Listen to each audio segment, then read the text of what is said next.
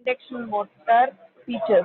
Okay, induction motor having some features, that is speed range, braking, harmonic torque pulsation,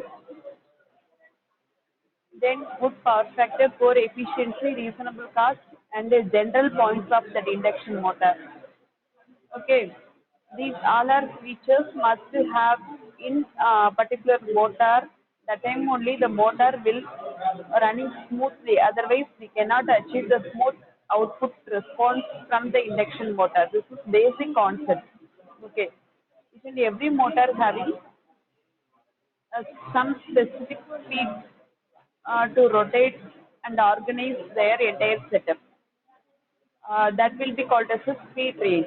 Okay, every induction motor having braking setup and starting setup. So for starting setup, we were connected one starter. For braking setup, we were connected one disconnect method of power. Okay, these two setup is very important, very essential setup to run this induction motor. Not only this induction motor, any kind of motor or any technical issues, we may concentrate this starting speed range and braking categories.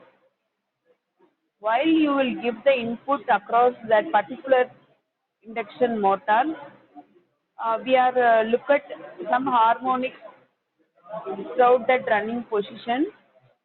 So we maintain that harmonic level of harmonics. Okay. Next, the torque pulsation always proportional or inversely proportional to the speed setup of induction motor. If it is a proportional, the motor running condition is good. If it's not proportional or inversely proportional, the motor may concentrate the receiving of input. Okay, that time only we will get a proper power factor. That means good power factor. Okay, if the motor setup concentrate and produce a good power factor, we cannot achieve a poor efficiency. We will give a good efficiency. Okay,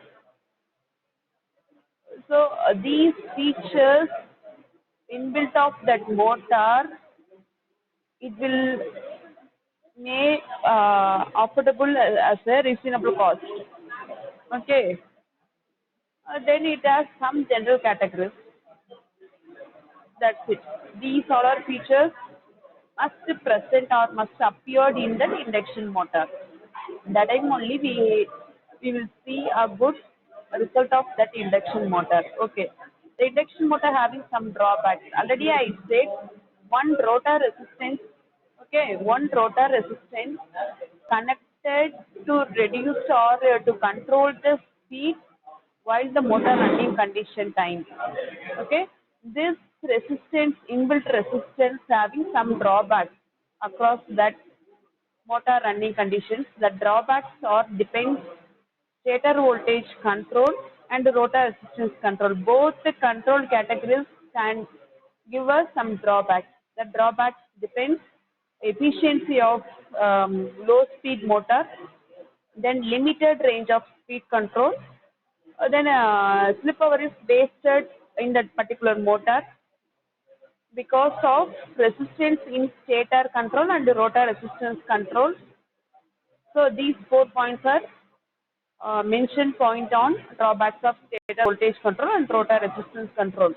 Mainly, if it had been connected to one resistance across the rotor cannot be able to receive the proper input from the stator voltage control. Okay, or stator output. When the rotor resistance prohibits the input receiver, it cannot be able to produce a high speed. The rotor being with the low speed. Then it is a low speed condition. It it cannot give a proper efficiency, so it may produce a poor efficiency. This is one kind of drawback. Second case is limited range of speed control. Yes, if rotor having one resistance.